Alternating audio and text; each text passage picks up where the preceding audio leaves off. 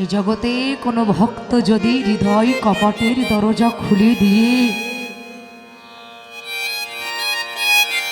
জীবন যৌবন মন প্রাণ জনমের মতো আমার গৌর চরণে অর্পণ করে দিয়ে যদি একবার কোনো ভক্ত তাকে ডাকার মতো ডাকতে পারে তাহলে সেই ভক্তের নয়ন জলে আমার গৌর সুন্দর গলে যায়।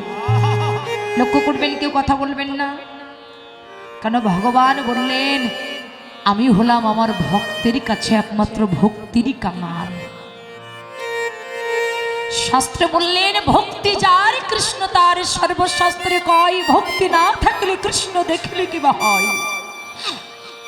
বাবা, ওই যে মন্দিরের ভিতরে ভগবানের মাটির বিগ্রহ আছে, ওই মাটির বিগ্রহটাকে আপনি যদি আপনার অহংকারের নয়ন দিয়ে দর্শন করেন তাহলে ওটা কিন্তু একটা মাটির মূর্তি মনে হবে। আর ওই মাটির মূর্তি যদি আপনি আপনার ভক্তির নয়ন দিয়ে দর্শন করেন তাহলে নির্ময় মূর্তি তখন চিন্ময় রূপ ধারণ করবে। তাহলে দেখার ভিতরে কত পার্থক্য। ভগবান বললেন ওগো, আপনি যদি ভগবানকে ভক্তি করে ডাকতে পারেন তাহলে পাথরের মূর্তি সেও কথা বলতে বাধ্য। কথা বলেছিল না শ্রীহট্টে, আজ পর্যন্ত যার প্রমাণ আছে। গোপীনাথ পাথরের গোপীনাথ ছিলেন। মুকুন্দ সরকার যিনি পাথরের গোপীনাথকে পূজা করতেন, যিনি একটা কবিরাজ ছিলেন, কিন্তু বাবা তিনি একটা চিকিৎসক ছিলেন, কবিরাজ ছিলেন। গৌরাঙ্গ মহাপ্রভুর চরণ আশ্রিত ফুল তিনি যাকে দিতেন সেই ব্যাধি থেকে সে মুক্তি পেয়ে যেতেন। ভগবান বললেন যদি কেউ ভক্তি ভরে ভগবানকে ডাকে পাথরের মূর্তি সে কথা বলতে বাধ্য। তারই প্রমাণ একদিন মুকুন্দ সরকার, মায়েরা এই মায়েরা কথা বলবেন না, লক্ষ্য করবেন, কেউ কথা বলবেন না। একদিন মুকুন্দ সরকার তিনি চিকিৎসা করবার জন্য দূর দেশে চলে যাচ্ছেন, কিন্তু ঘরে আছে গোপীনাথ। গোপীনাথকে প্রত্যেকদিন মধ্যাহ্নকালে সেবা দিতে হয়। লক্ষ্য করুন, কথা বলবেন না। তাই মুকুন্দ সরকার মনে মনে চিন্তা করছে আমি তো আজকে চিকিৎসা করবার জন্য দূর দেশে যাব, কিন্তু আমার ঘরে যে গোপীনাথ আছে আমার গোপীনাথকে কি সেবা দেবে? আমি তো মধ্যাহ্নকালে ঘরে আসতে পারবো না। তাই মা বসে বসে চিন্তা করছেন। এমন সময় মুকুন্দ সরকারের একটা মাত্র ছেলে ছিলেন যার নাম ছিলেন রঘুনন্দন। বসে বসে যখন চিন্তা করছেন তখনই ওই মুকুন্দ সরকার ওর ছেলেটিকে দেখে বলছে বাবা আমি তো চিকিৎসা করবার জন্য দূর দেশে চলে যাচ্ছি, মধ্যাহ্নকালে এসে আমি আমার গোপীনাথকে সেবা দিতে পারবো না।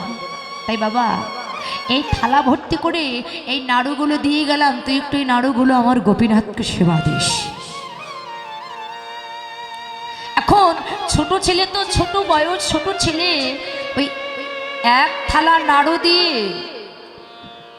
নাড়ুর থালাটা যখন গোপীনাথ ওই রঘুনন্দনের কাছে দিয়ে গেলেন, দিয়ে মুকুন্দ সরকার চলে গেলেন।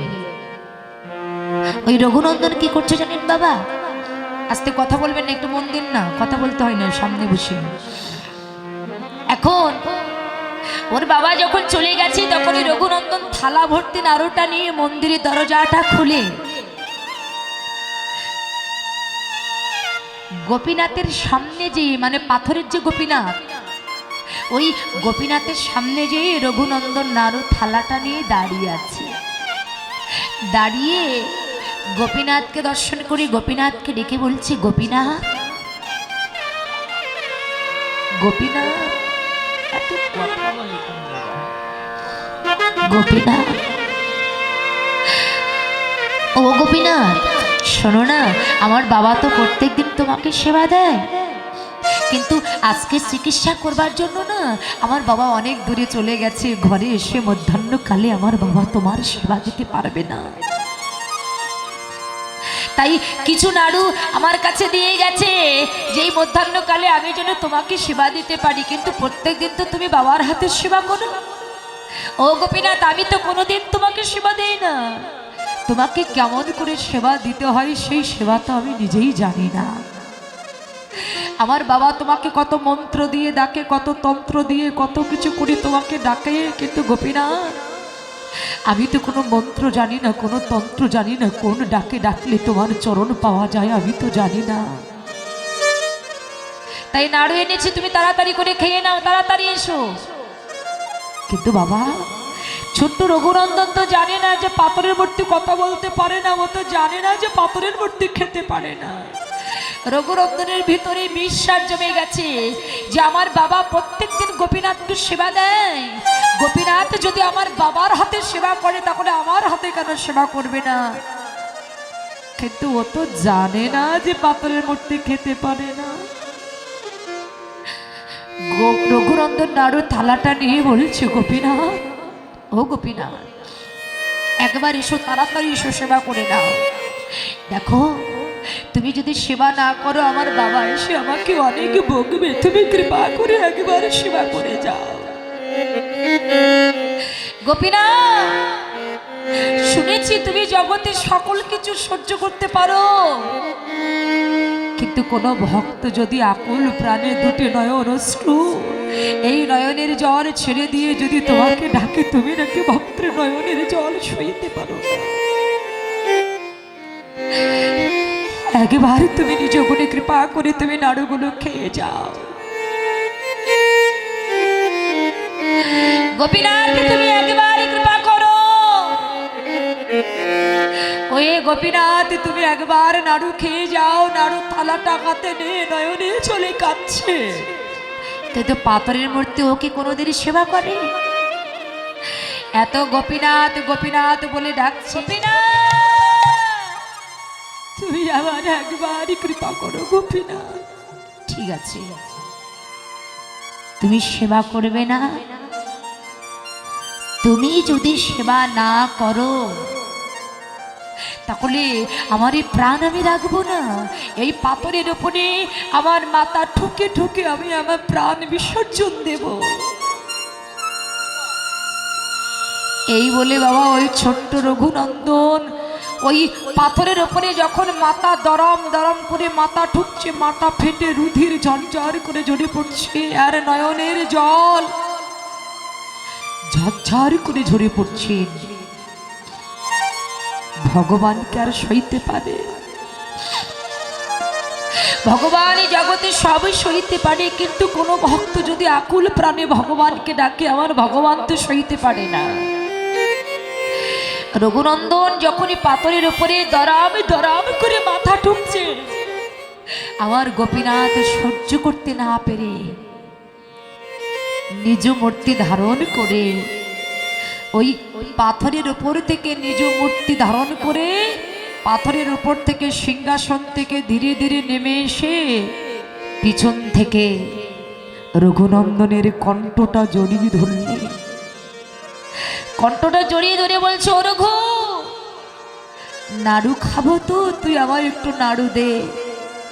রঘুনন্দন যখন ওই নাড়ু থালাটা ধরে রেখেছে বাবা, গোপীনাথ একটা একটা করে নাড়ু সব খেয়ে ফেললেন। একটা একটা করে যখন নাড়ু সব খেয়ে ফেললেন, একটা নাড়ু যখন বাকি আছে তখন রঘুনন্দন গোপীনাথের হাতটা এটা ধরে বলছে, দাঁড়াও, মোটে নাড়ু খেতে চাইছিলে না আর এখন খেতে এসে সবই খেয়ে ফেলছো। তুমি যদি সবই খেয়ে ফেলো বাবা বাড়ি এসে যখন প্রসাদ চাবে প্রসাদ কোথা থেকে দেব? গোপীনাথ নয়নের জলটা ছেড়ে দিয়ে বলছে, রঘু এ জগতের ভক্তগণ এরা সবাই আমার সামনে রেখে যায়, কিন্তু তোর মতো এমন করে ভক্তি ভরে নয়ন গঙ্গা জল ছেড়ে দিয়ে হৃদয় কপাটের দরজা খুলে দিয়ে জগতে আমার কয়জনা ডাকে।